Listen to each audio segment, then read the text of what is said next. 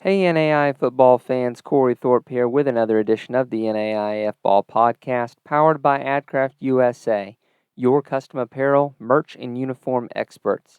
Our friends at AdCraft have been with us for many years now. They've run web stores for us multiple times. These guys are NAI fans and family who are experts in the apparel and merchandise world.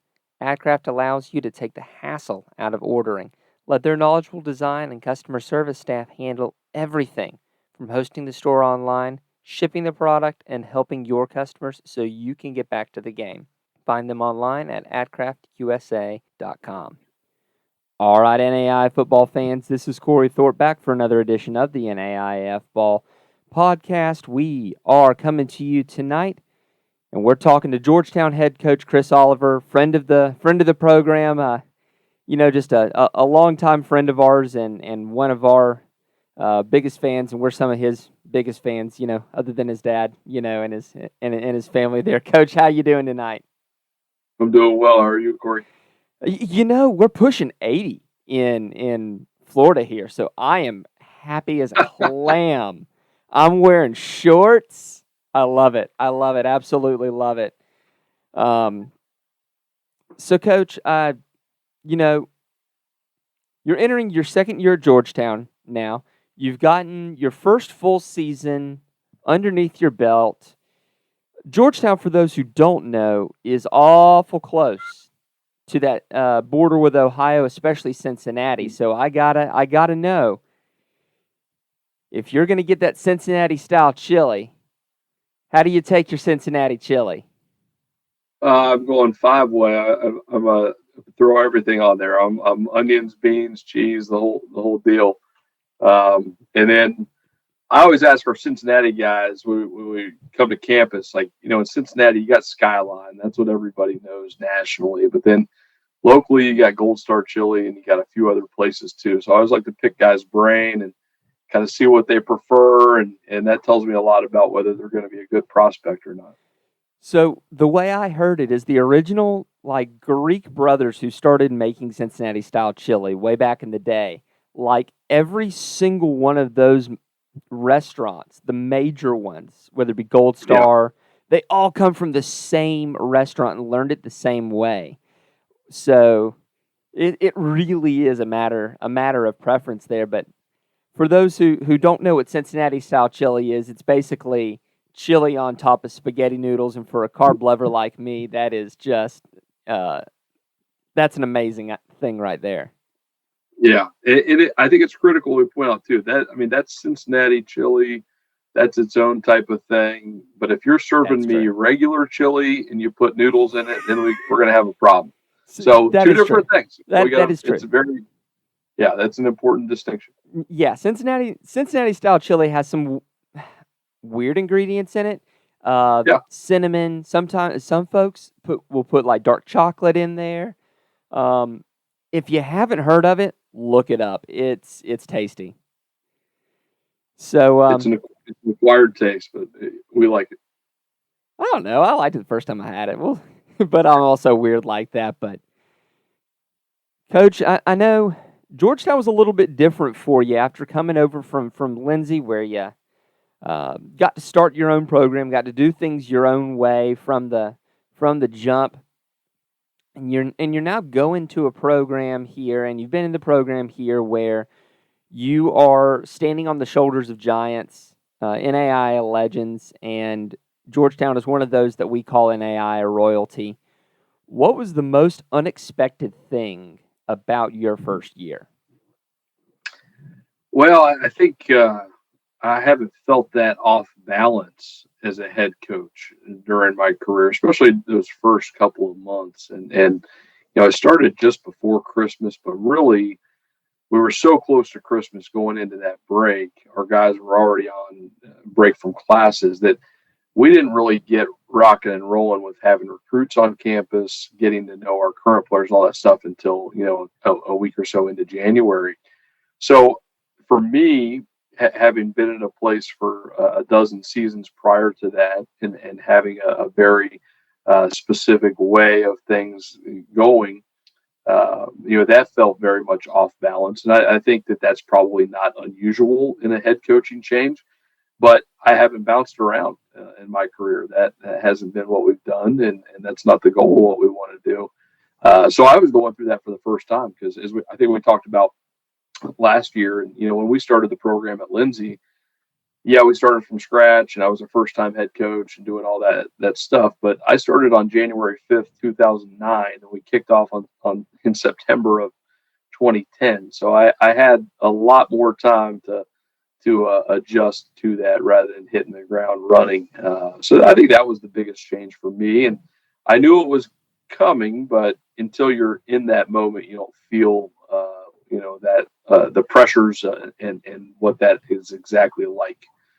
So I'm not complaining that we are heading into year two, and I'm looking forward to just the normalcy and moving forward, both as a program with our players, but also for me as a head coach. Yeah, and it was a good year, all things considered. I mean, especially when you're talking about moving an offense from a very traditional I formation, very, very traditionally run heavy. None of the fancy running. Just very, think 1980s. And you come out and you score 40 or more points in your first couple of football games. Your defense is rocking and rolling there. Not even allowing 2 touchdowns in any game through September. And then you have to play host to Bethel, and Mike Jasper gets the best of you. Yeah, I mean Bethel was a great football team, and I mean welcome to the Mid South Conference, and whether it's Bethel or Georgetown, I mean it's a great conference. So yeah, Bethel had a great team. I was very impressed with them. We knew coming in on video, you could see that they were legit. And even talking with some coaches at the convention recently, and just talking about seasons and playoff runs and those things. And I talked with a coach who made a long playoff run and happened to play Bethel during the course of their season, and they said that Bethel was probably as talented a team as they played all year, and they played a lot of good teams. So yeah, very, very good team, and we knew that was going to be a challenge, but that's the Mid South Conference. In the back half of your season, there was the phrase that comes to mind is familiarity breeds contempt. I don't know that there's any contempt there, but whether it's familiarity with your players playing Cumberlands and playing Coach Housekeeper, who your defense is going to be very, very familiar with, or that last game of the season traveling up to Columbia and playing Lindsay and playing folks that you're very familiar with.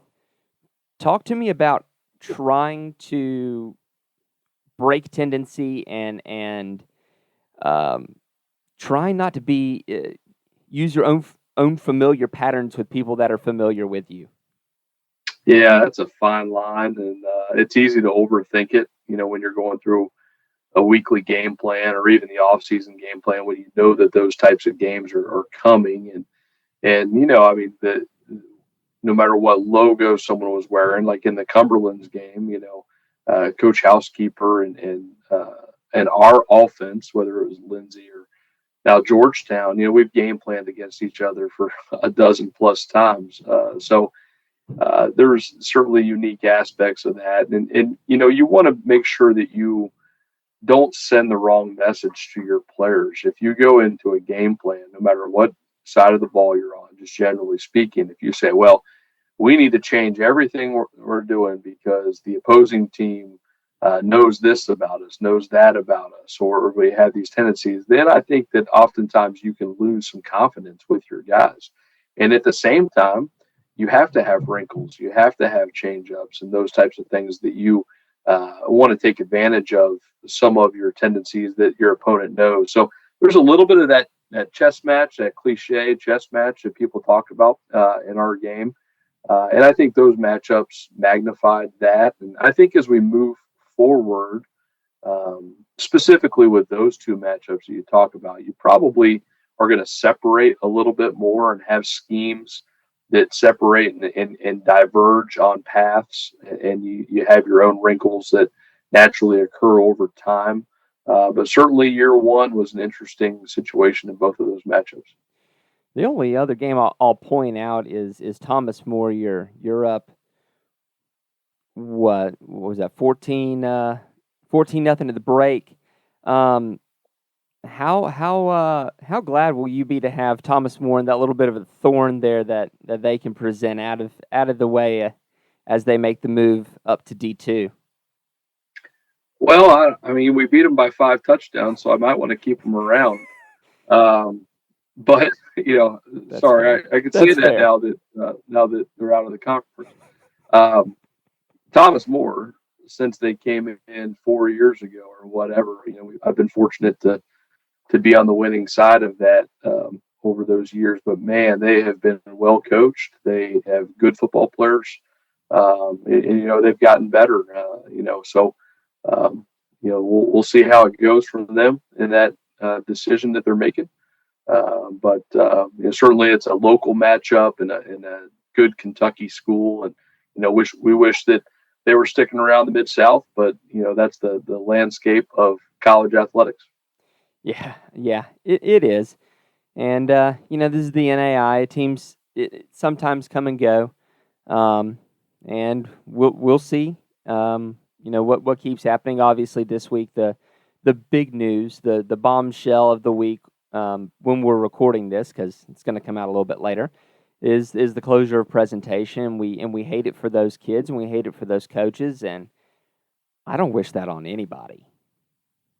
Yeah, I mean, you feel terrible for the kids and the coaching staff, across the board, and all the other employees at the institution. But those kids, it's such a tough situation for them, and you hope and you'd like to think that they're going to land on their feet, and some of them will end up in better situations, and some of them will end up without a situation that you would wish for them. And it's just a tough deal. And across the landscape, I think NAIA football in general is as strong as it's been collectively. And I'm not just talking about the quality of our football programs, but the numbers of our programs and the way it's developing. I think it's getting stronger. But then you have that flip side of whether it's NAIA institutions, Division II, Division III. If you're in your private enrollment driven institutions,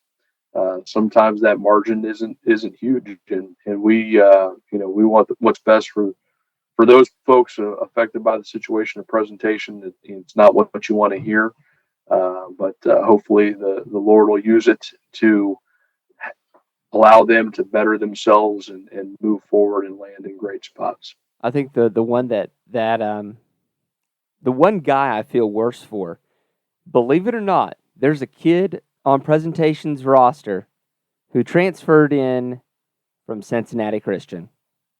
Oh, wow. That's the guy I feel bad for. It's like, oh no, not again. Wow. I didn't realize that. I'm gonna have to track him down and give him a word of encouragement. Oh, absolutely. Oh man. But getting onto your team, you've got a lot coming back, especially on offense here, where you've got Darius Neal, Dylan Warren, Aaron Maggard, and a couple of offensive linemen, Boots Ellett and Blake Gossett, coming back. And you've got your freshman quarterback from last year coming back, Garrick Sloonaker. How I tripped over Garrick, I don't know, being a baseball fan. I was just too worried about the last name, I guess. But talk about getting your offense at a even higher level in 2023. Yeah, I think our guys did a really good job of adapting to the new system and just the changes that we had in place. And yeah, we've been a traditional sort of old school run and shoot, and we did run the football a lot. We the previous staff threw it a little bit too. You kind of made it sound like it was triple option. It wasn't quite that. They like to throw it around a little bit too, but I think our guys did a great job at adapting to really some night and day type of changes as far as not just the schemes, but the way we communicated and moving to a new no huddle and I think we're all looking forward to being a year older on both sides of the ball. But certainly on offense, we were somewhat young. We had a few older guys at certain positions, but we were somewhat young and had a lot of new guys playing for the first time with significant reps. So we're really looking forward to that second spring, second fall, and I think we're going to take a big step forward with the way that we produce as an offense. Defensively, you're still a little bit up in the air with what you're going to have. Not sure on a couple pieces. Should I stay? Should I go? But man, historically, Georgetown's been a really, really good defense, and last year was no deviation from that. Yeah. The most number of points you gave up was 24 twice to Bethel and Cumberland's. I mean, there's a lot of teams out there that if the worst defensive performance they had was 24 points, they'd be delighted. Talk about that. Well, I think our defense had a great season, and just calling a spade, we were a little bit more effective and consistent. Maybe would be a better word on the defensive side of the ball than the offensive side of the ball, and I'm hopeful that we can continue to build upon that. I mean, obviously, you got a 3-time All-American, DJ White, who's graduating and moving on, and it's tough to replace a guy like that. But we've got a lot of good football players in our program, and I think we had scheme changes on defense as well. We talked about offense, but there was a scheme change on defense. Some guys playing new positions or new variations of positions that they were asked to do. So I thought they did a great job. I thought our defensive staff, Coach Perrin and our assistant coaches just did an awesome job of getting guys prepared. And certainly our defense kept us in a lot of ball games when our offense was inconsistent at times. And even in those two games that, you mentioned, we had a special teams score that we gave up and a offensive score that we gave up. So our defense, I thought, did a great job, and we're going to need to rely on them if we want to get back to being a true championship caliber program. And as you know, that's the goal. I'm excited about what our defense did and looking forward to seeing them continue to take those next steps. So just to let everyone know, we know we got a little bit of a deflection on the Magic Wand in the playoffs answer from Brad Griffin a few weeks back, due to Brad being on the committee there, and this one's no different. I actually know this time, and so I won't be asking the Magic Wand and changing the playoffs to how you'd like it. But I mean, we both know that it's a hard decision. You've been in that room and choosing those teams, and man, I would have loved to have been a fly in the room to hear the some of the arguments, because I know this year between Bethel of Kansas and St. Thomas, I'm sure there were some passionate arguments made.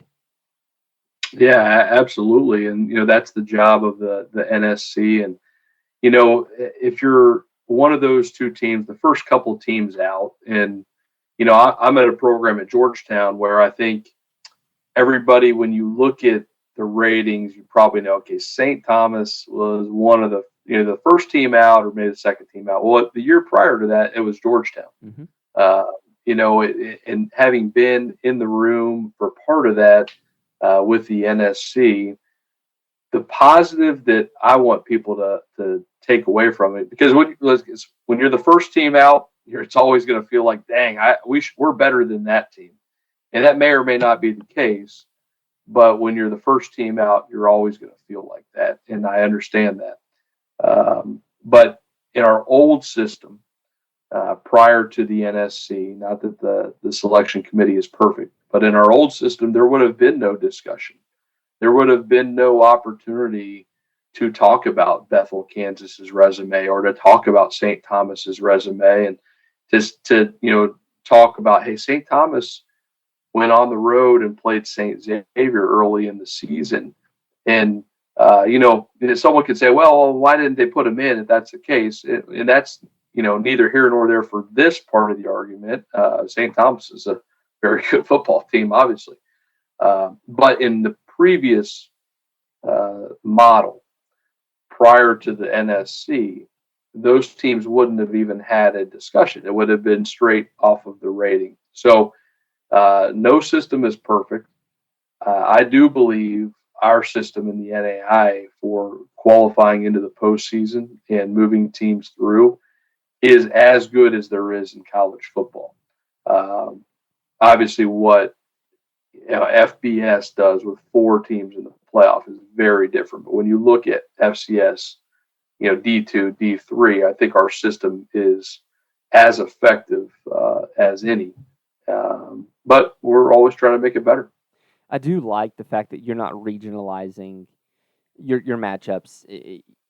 By rule. We can get some of these great, just far flung matchups, like a couple years ago when Arizona Christian went and played Kaiser.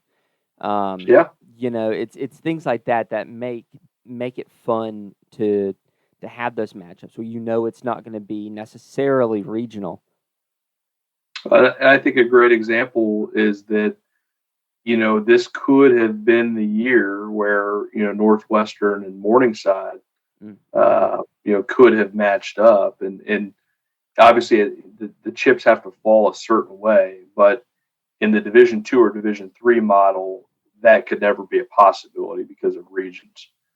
So again, the system, you're always going to be looking for better ways, and when you're on the outside looking in, it's frustrating. But by and large, I really have become a believer in what we're trying to do with our postseason format over the years. I didn't always used to feel like that, but when you're on this side and you take part in ratings and oversight and selection committee, I think you appreciate how much work goes into it in order to try and make that field the best possible. And it also really, it's nice from a media standpoint because you have somebody that you can then talk to as the face of that committee and ask why you did what you did. And Yeah. being able to do that gives a lot of transparency to the process. You might not be able to ask the most, specific and pointy questions, but you can kind of get an idea of why a decision was made here, a decision was made there. Yeah, I think it provides not full transparency, but at least it provides accountability to what is going on. And again, we're trying to continue to make it better. Yeah, absolutely. Looking forward to it. The rumblings that we've been hearing, I'm very excited about where we're going, and I think it will provide for good football. I mean, if Kaiser is the first fruits of what we could see with folks going outside of the NAIA and making it in, man, that could make some good stuff. But if you're not improving, you're falling behind. We talked about it every week this off season. I mean, it's just a part of life.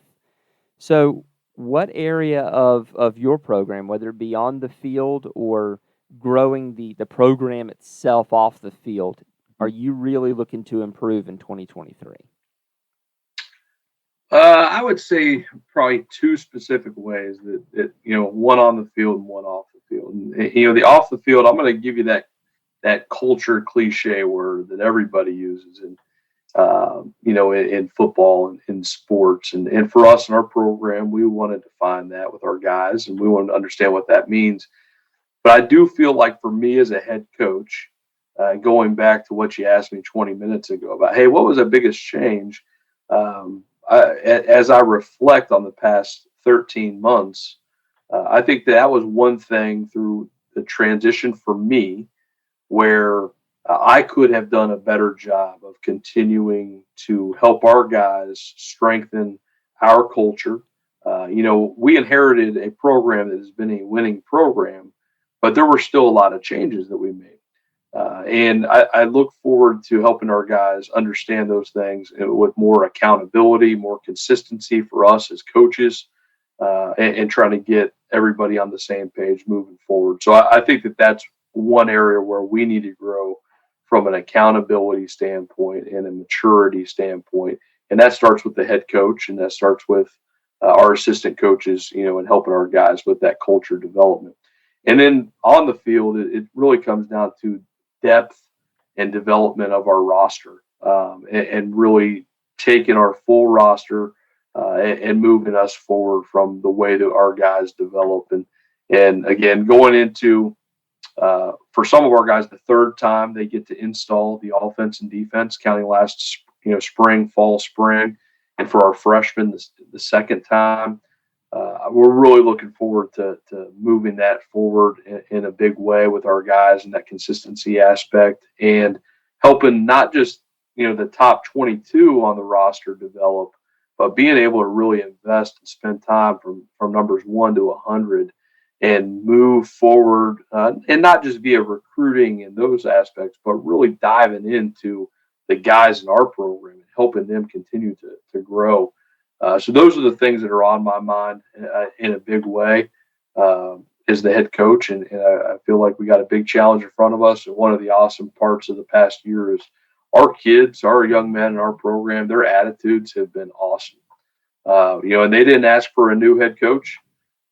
They came in, and for most of them, they signed under a legend and Coach Cronin. And they didn't ask for that change to happen. And man, they have embraced it. Their attitudes have been great, and I'm looking forward to continuing to move us as a program back more towards where we think we can be. That's the name of the game right there, and so we very much are looking forward to another season of Mid-South football. It's one of the best brands of football within the NAIA, and everyone is going to give me all sorts of heck on that and call me a little bit of a homer, but it is what it is. You've got three and four standout programs that are fantastic from top to bottom, and so it's always fun to see what's going on. So we are very excited to see what Georgetown and the rest of the Mid-South has to offer. Yeah, well, we're excited to get going. I'm sure it'll be as competitive as ever, and we're looking forward to it. And I appreciate your guys' support. You guys have helped move our product forward, and the visibility of it, and the interest level in NAIA football. And when I said, we were talking about presentation, I said, I think the NAIA landscape from a football standpoint is as strong as it's been in a long time. And I think our national office is providing stability and helping that. But we would be remiss if we didn't say that your presence from a football standpoint has helped us. And that type of exposure is great. And I think people are getting more eyes on our product and realizing, wow, football at this level is strong. And that's exciting for us. So we appreciate all the work that you guys put into it. We appreciate you. We hope you enjoyed this episode of the NAIAFBALL Podcast presented by AdCraft USA. Be sure to contact them for all your custom apparel, merch, and uniform needs. Thanks also to Leading Edge Fundraising for their support of the podcast. If you enjoy the show, subscribe to the podcast as well as to our YouTube channel. Leave us a review if you're listening on Apple Podcasts. As always, if you'd like to support what we do, head over to patreon.com/NAIAFBALL and become a patron. We can't do what we do without our sponsors and listeners like you.